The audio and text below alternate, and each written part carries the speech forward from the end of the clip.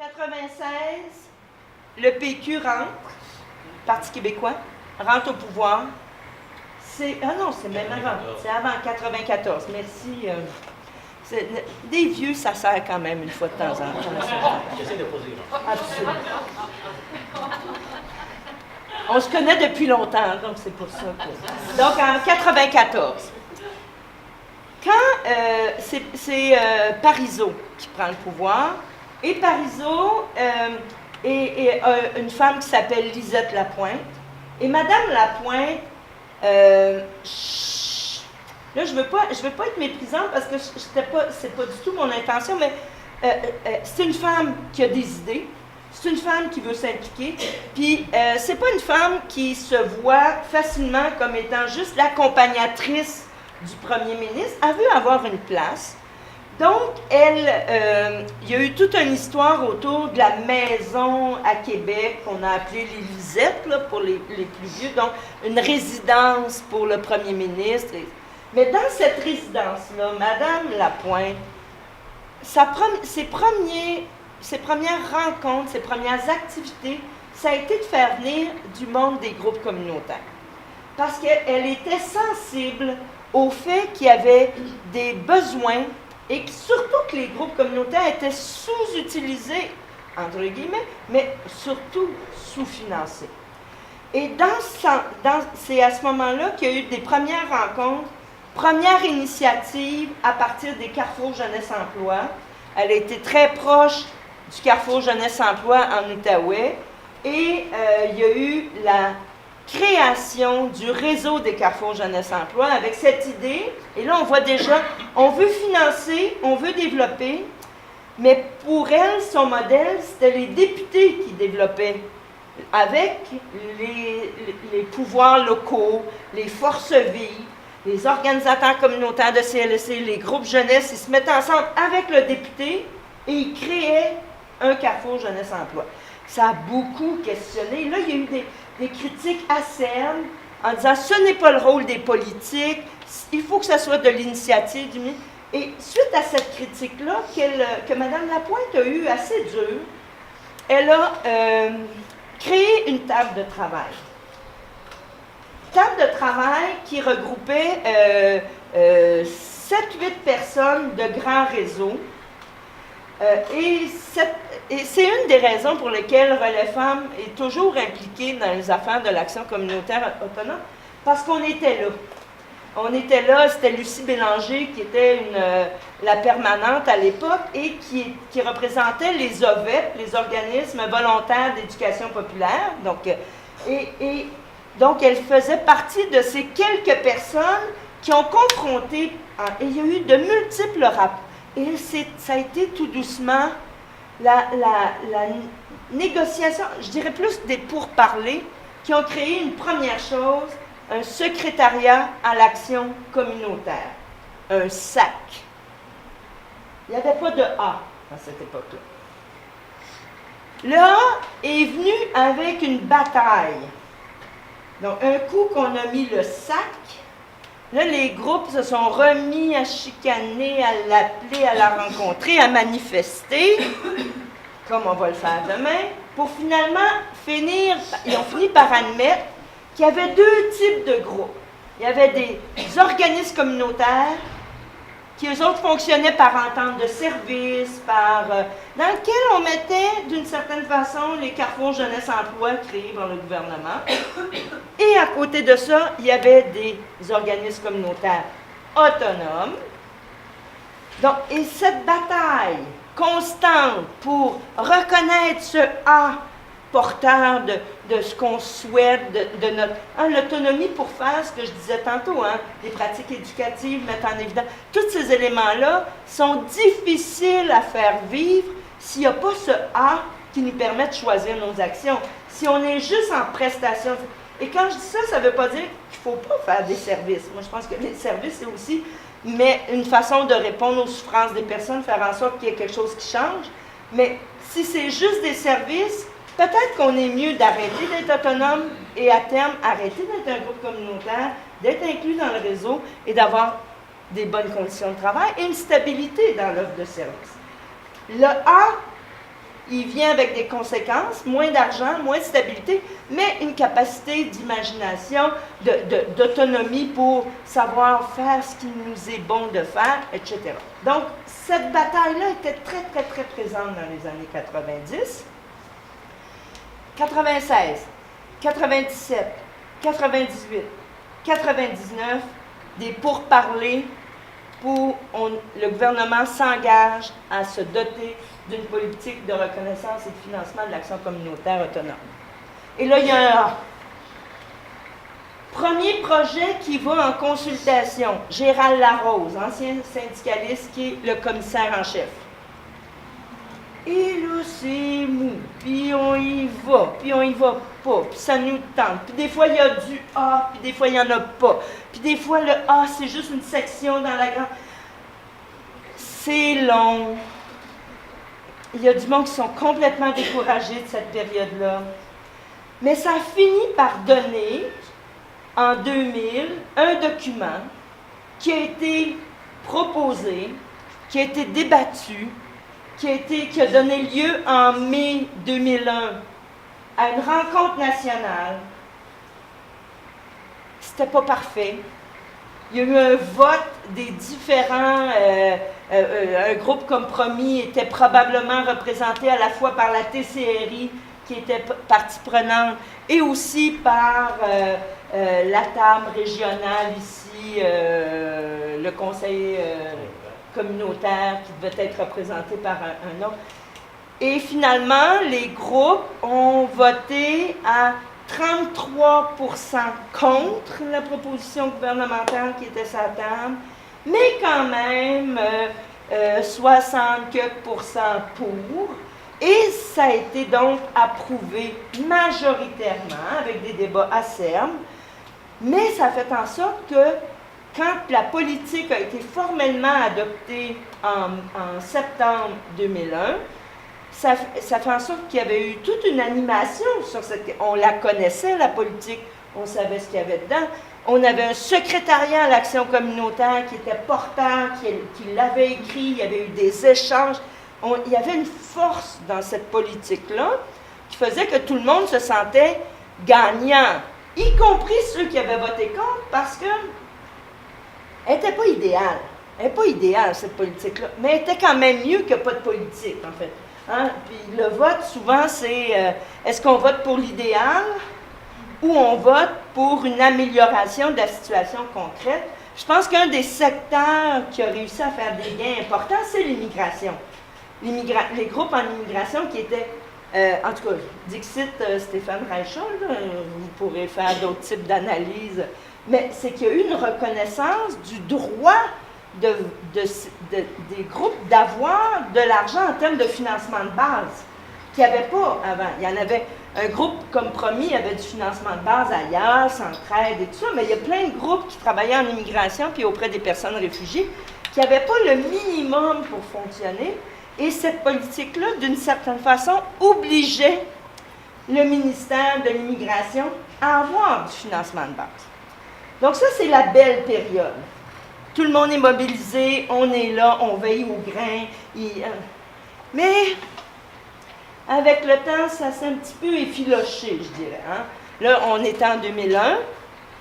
On est en 2017. Depuis ce temps-là, il y a eu la politique, il y a eu un plan d'action, il y a eu 10 ans de la politique qui a été souligné par le gouvernement et la ministre Boulet, qui à l'époque était responsable. Et le secrétariat à l'action communautaire s'est vu doté de nouveaux mandats. Avant, c'était le secrétariat à l'action communautaire autonome. Sa fonction, c'était de s'assurer de l'ancrage de la politique, c'était de travailler avec les ministères pour que la politique vive dans chacun des ministères, et c'était d'appliquer un plan d'action pour le développement de l'action communautaire au Québec, autonome au Québec. Mais là, il s'est mis à avoir un autre mandat, initiative sociale. Donc, secrétariat à l'action communautaire et aux initiatives sociales. Donc, le secrétariat à l'action communautaire qui était parti du SAC, du SACA, est rendu maintenant le SACEC. Dans l'organigramme du ministère, au début, il était tout proche de la sous-ministre responsable, donc la sous-ministre, donc du ministre en titre ou de la ministre en titre. Maintenant, il est rétrogradé, il est à 4 paliers, donc c'est rendu maintenant une instance administrative qui a bien peu de pouvoir vis-à-vis les autres ministères et qui gère des enveloppes, donc le financement de certains groupes, les CDC notamment, et de quelques petits projets, mais sinon, ça a eu tendance ces dernières années à un peu perdre de sa tenue, de son ampleur et surtout de son pouvoir à l'intérieur de la machine. On est passé du sac au sachet. Oui, voilà, c'est ça. Et là, ça devient sec. Parallèlement à ça, la mobilisation des groupes, la réponse à la création du SAC et du SACA, c'est devenu la création du, là je veux dire, le RQAK, il a changé de nom lui aussi, donc le Réseau québécois d'action communautaire autonome, qui regroupe les principaux regroupements par secteur et qui en principe est un interlocuteur du SACE, notamment dans l'application de la politique. Mais il y avait quand même, et au début, c'était très vivant, des lignes directes de communication avec le ministère et avec le SACE, le SACA devenu SACE. Et avec le temps, tout doucement, il y a une perte de place et il devient un des interlocuteurs du communautaire comme d'autres. Donc, il y a une perte de pouvoir vis-à-vis du gouvernement au moins. Puis, anecdote, mais je la trouvais significative. Quand il y a eu le 10e anniversaire de la politique, le SACE avait organisé une petite table ronde avec du monde un peu partout dans les ministères. Et l'animatrice, dans des colloques un peu straight, là, il y a un ordre de présentation avec l'importance que les personnes ont. Et le représentant du RQAK est arrivé après, notamment moi, qui n'avait pas de rapport. Moi, je parlais du régime de retraite des groupes communautaires, là, une autre affaire que je fais dans la vie, mais donc, on voyait la personne qui était présentée en premier, à part la ministre, c'était le représentant de la Table nationale des CDC. Donc, il y avait comme un déplacement de l'importance, en tout cas politique, au moins pour cette ministre-là et les organisateurs. On voyait que la Table nationale des CDC, et ça, c'est pas étranger avec ce que tu disais tantôt, où à l'époque de la loi sur la santé et services sociaux, on partait du national, on s'en allait au régional. Maintenant, à la fois avec la création des CIUS et la volonté du gouvernement d'arrêter d'avoir des instances régionales, mais d'être plus dans du local, et dans une ville comme Montréal, c'est des arrondissements, donc on rentre dans un autre type de logique.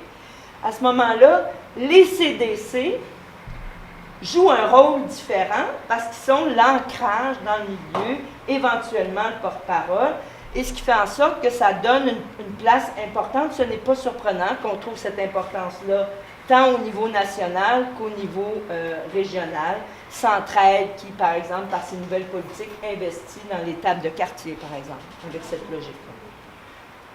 Donc ça, c'est le détour historique. Des questions?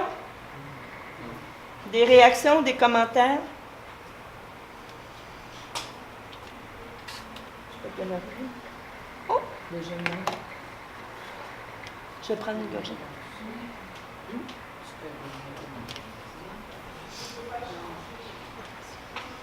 En fait, j'aimerais ça terminer la période que j'avais prévue par,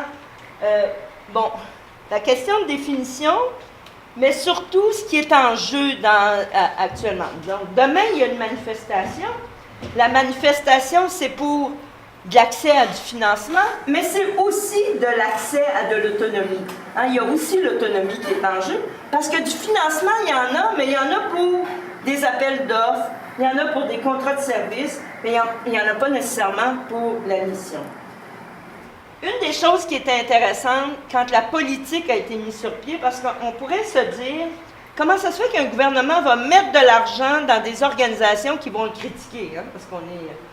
Et le gouvernement de l'époque, qui est dans la politique, s'est nommé qu'une société démocratique, c'est une société démocratique saine, va accepter d'encourager la critique pour s'améliorer et faire en sorte qu'il y ait moins d'exclusion. Donc, c'était dans cette idée-là de faire en sorte qu'on accepte la contradiction, même les pressions à l'intérieur même, et on va même les financer pour pouvoir éventuellement, c'est comme la mauvaise conscience, le chien de garde, les empêchant de tourner en rond pour faire en sorte qu'on ne laisse pas exclure des personnes, qu'on puisse s'assurer de continuer à s'améliorer comme société. Donc, c'était l'idée de la politique. Il ne se faisait pas d'illusions sur le fait qu'on était des chialeux, mais des chialeux avec une valeur dans faire vivre la démocratie et l'amélioration de la société dans laquelle on est. Mais pas Oui. tout ça. Parce qu'ils savaient très bien, les grands mandarins du gouvernement, que c'était une source importante d'emploi, d'employabilité, qui pourrait éviter une contestation beaucoup plus large du système. Il fallait, à quelque part, financer, donner la part du gâteau à ces jeunes-là qui n'auraient pas le travail. Parce qu'oublions pas qu'aujourd'hui, les organismes communautaires, le réseau communautaire au Québec, sont des réseaux les plus grands au monde. Et aujourd'hui, c'était hier, je ne sais pas si vous avez entendu aux informations, que le premier ministre faisait l'inauguration officielle de la cimenterie à Port-Daniel. Jusqu'à l'ouverture de la cimenterie à Port-Daniel, je serais bien curieuse de voir, mais l'employeur principal en Gaspésie, c'est les groupes communautaires. C'est les donneurs d'ouvrages sur le territoire de la Gaspésie, des Îles-de-la-Madeleine, le plus important. Et vous avez raison de le nommer. Les groupes ils se sont développés en situation de crise économique, on l'a vu, ils ont pris leur essor, mais c'est à la fois, ils donnent des services, ils créent de l'emploi, et pour une bonne partie de la population, notamment de la population immigrante, c'est les premiers emplois sont dans les groupes communautaires. Il y a des secteurs entiers où ce ne sont que des immigrants, et pas, c'est super intéressant. Mais je sais pas, déficience intellectuelle à Montréal, là, c'est beaucoup. C'est des premiers emplois, c'est des jeunes immigrants, ils ont la possibilité, c'est un secteur où ça roule beaucoup. Ils rentrent, ils prennent de l'expérience et après, Donc, on est un secteur d'emploi. On est un secteur d'emploi qui permet l'intégration sociale des personnes immigrantes, d'une partie des personnes immigrantes, et on est vecteur de développement économique des régions. C'est le vecteur de développement économique. Fait que c'est sûr que c'est pas... Et en plus, on donne des services. Des services qui ne seraient pas développés et donnés autrement. Et parfois, ça fait l'affaire du gouvernement, ça dépend de l'orientation du gouvernement, parce qu'on les donne à bon marché aussi. Absolument. D'où le fait qu'une des choses qui est importante, c'est d'être conscient de ça. Parce qu'un coup qu'on est conscient de ça, on est capable de dire « Wow! On vaut quelque chose! » C'est ce que va aller dire le monde demain. On n'est pas que... on existe, on est là, on est important, respectez-nous. Une des plus grandes difficultés, à mon avis, des groupes communautaires, c'est de se soumettre à l'idée qu'ils n'ont pas de pouvoir. On a du pouvoir. Ils ont besoin de nous autres. La journée où on va tout arrêter de fonctionner au mois de mars parce qu'on n'a plus d'argent, je trouverais ça très drôle d'avoir allé, moi. On va tout au bureau d'assurance-emploi. D'une part. Et d'autre part, on essaie de voir comment ça va fonctionner. Le CLSC, à qui va référer? L'hôpital, pour la madame qui est un peu perdue après sa chirurgie et qui a besoin de... C'est les groupes communautaires qui font ça. Donc, là, en tout cas, ça, c'est une de mes bébelles à moi. Il faut se tenir debout. Et à mon avis, on est trop soumis à ce qu'on pense ne pas avoir de pouvoir, je pense qu'on a du pouvoir. Oui. Mais c'est sérieux ce 2 mars, parce que moi, c'était ma question. Pourquoi les groupes communautaires ne s'arrêtent pas pendant une semaine, admettons, et qu'est-ce qui se passerait? C'est une très bonne question. En fait, les groupes, il y a 2 ans, il y a eu 2 jours de grève. Peut-être des fois, là, quand ils ont osé, ça allait à 3 jours. Mais la difficulté, c'est qu'on est tiraillé avec le monde avec qui on travaille. Qu'est-ce qui va se passer? Le monde, on travaillait en cachette. Pour pas que ça paraisse, pour pas que les personnes se sentent mal. Et 3 jours, ça dérange personne. Parce que 3 jours, ça arrive à Noël. Ça arrive à Pâques. Ça ne paralyse rien, à mon avis. Mais ça prend du guts. Puis ça prend une solidarité. S'il y a juste Promis qui arrête au mois de mars, puis tous les autres groupes autour restent ouverts, Promis va se faire avoir, c'est clair. Donc il faut une... Mais je pense qu'il faut... En tout cas, ça, mais je suis vieille. Peut-être que j'ai plus de patience non plus. Mais il y a quelque chose dans le 3 jours avec tellement de délicatesse pour pas que ça paraisse, c'est aussi bien de ne pas le faire. Et l'autre, pourquoi je parle du mois de mars? C'est parce que nos années financières se finissent à la fin du mois de mars. Et si on se dit, nous, pour fonctionner, j'ai besoin de tant d'argent pour que ça ait de l'allure, ce que je fais. Hein, ça ait de l'allure en termes de conditions de travail, ça ait de l'allure en termes de qualité des services qu'on donne aux personnes, ça ait de l'allure en termes de vie associative dans mon groupe. Bien, avec la subvention que j'ai de l'argent pour fonctionner pendant 10 mois. Ben, j'arrête au mois de janvier. 10 mois et demi, j'arrête à mi-février. Si on faisait ça, là. Mais on ne le fera pas, je sais, je rêve en couleur. Je ne pense pas qu'on arrive à cette capacité de faire. Mais il y a quelque chose autour de... on veut pas que les personnes avec qui on travaille soient pénalisées. Ça, c'est le premier truc. L'autre, je pense qu'on a une forme de peur que ça nous retombe dessus. Et le troisième élément, c'est qu'avant d'être capable de créer une solidarité pour faire en sorte que tout ça, ça se fasse ensemble, ça, c'est risqué. Mais bon, voilà. Mais à toutes les fois que je peux, je le nomme. Fait que là, vous venez de vivre.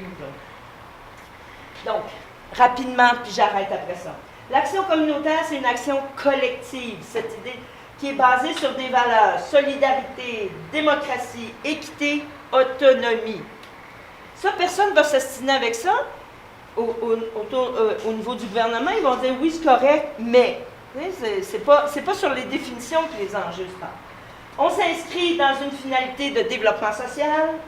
Ça s'incarne dans des organismes qui visent l'amélioration du tissu social, des conditions de vie et du développement du potentiel des individus, mais aussi des collectivités dans lesquelles les groupes sont inscrits. Des organismes qui apportent des réponses à des besoins exprimés, qui vivent par des citoyens, des personnes qui vivent des situations problématiques et qui se mettent ensemble pour essayer de développer, qui ont comme objectif un mieux-être commun. L'action communautaire, ça témoigne d'une capacité d'innovation. Un des éléments qui est important dans l'autonomie, on ne peut pas innover si on est juste dans reproduire ce qu'on a dans le contrat de service. Un contrat de service, c'est pas inintéressant, mais c'est nécessairement normé et ça nous attache. Si on est avec les personnes, si on est capable de sentir où est-ce qu'ils sont, si elles expriment, si elles ont de la place pour exprimer, là, on est capable de dire « ça, c'est... Ah, je l'ai entendu là, je l'ai entendu là. » Bon, qu'est-ce qu'on peut faire ensemble pour changer les choses? Ça crée une autre dynamique que de reproduire le même cours, par exemple, de français parce que mon entente avec le midi fait en sorte que je dois faire ça. C'est correct. Mais ça, c'est une chose. Mais c'est pas par là que l'innovation va se développer. L'innovation, elle va venir dans ce qui est à côté. C'est quand je parle après le cours. c'est à la pause que le possible de l'innovation va sortir. C'est cet espace-là qu'on souhaite maintenir comme groupe communautaire autonome. Donc, on témoigne d'une capacité d'innovation par différentes formes d'intervention, par des caractéristiques dans notre mode d'organisation qui favorisent une vie associative. Je le disais tantôt, c'est un lieu d'apprentissage, mais la vie associative, ça nous permet d'exercer ce qu'on a appris et on essaie de s'appuyer sur la participation et sur la délibération. Bon, les caractéristiques, je vais passer vite là-dessus. Le développement social, vous pouvez retrouver ça partout, ces sites web ancrés dans la communauté, puis tout ça. Je veux particulièrement insister sur ce qui est en jeu avec le SAQEI actuellement, sur qu'est-ce qu'on reconnaît ou pas. Actuellement, ces 4 critères-là de l'action communautaire autonome, tout le monde s'entend. Être un organisme à but non lucratif, ça dérange personne. Être enraciné dans la communauté, on peut l'être en donnant des services, en chialant pas, tout le monde est d'accord avec ça. On ne sera jamais inquiété sur cette question-là. Entretenir une vie associative et démocratique, il faut avoir des membres. Est-ce qu'on pousse cette affaire-là? Ils vont juste te demander, le SAQEI, quand tu demandes une subvention, ils vont te demander combien il y avait de monde à ton assemblée générale. C'est ça. Donc, c'est juste le nombre qui va être garant de... Quand on sait qu'une vie associative, c'est peut-être un peu plus compliqué que le nombre. Être libre de déterminer sa mission, ses approches, ses pratiques et ses orientations. Dans la politique de reconnaissance et de financement, on avait gagné une chose fondamentale, c'est que le financement de base, qui permettait ça, d'être libre devait être prépondérant. Après, il y avait des appels des projets et des ententes de services, mais dans la politique, dans comment ça s'appliquait dans chacun des ministères, le financement de base devait être prépondérant et les autres devaient être complétés, être en appui, éventuellement en développement pour des projets, mais ils ne devaient pas se substituer.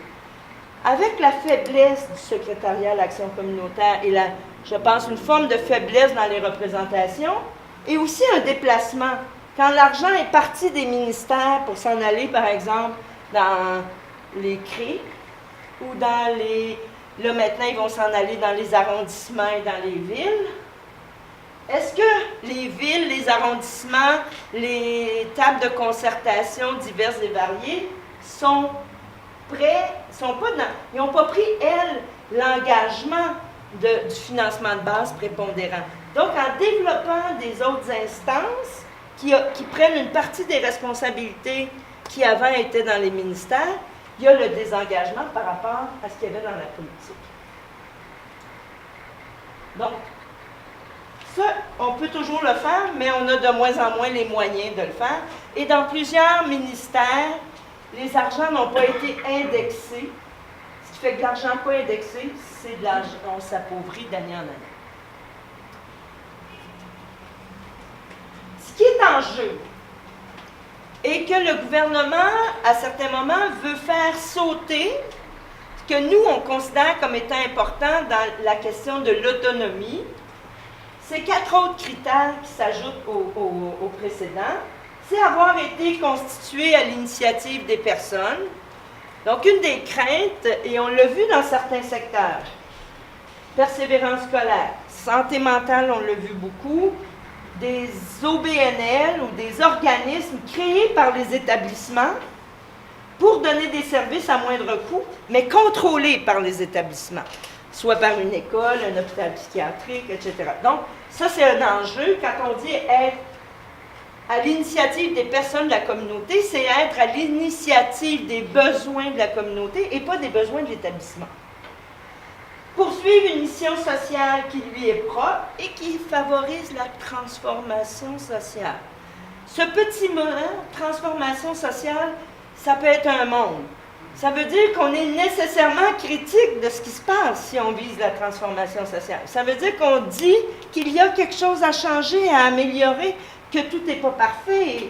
Donc là-dessus, il y en a qui sont plutôt tièdes et qui aimeraient bien se passer de la transformation sociale et qui seraient bien dans la reproduction. Puis on fait les mêmes affaires qu'on avait dit qu'on ferait. Puis, bon. Excusez, je suis encore dans la... faire preuve de pratique citoyenne et d'approche large, axée sur la globalité des problématiques et je dirais des personnes. C'est-à-dire de ne pas avoir une action silo. Hein? On prend les personnes, ils sont dans leur contexte, ils sont dans leur communauté, ils ont des problèmes de santé mentale, mais ils sont aussi une famille éventuellement, ils sont des parents, ils sont des enfants, donc ils ont une vie en dehors du problème qu'ils ont. Et normalement, avec nos approches, plus que dans le réseau, on est capable de prendre en considération la globalité des personnes et on trouve important de pouvoir garder ça. Et être dirigé par un conseil d'administration qui est indépendant du réseau public, donc qui a son autonomie propre. Ces 4 critères-là sont mis en jeu actuellement. Il y a certains groupes qui soutiennent qu'ils n'en ont pas de besoin. Et il y a certains ministères qui les trouvent aussi très accessoires. Donc, il serait possible de les faire sauter. Voilà.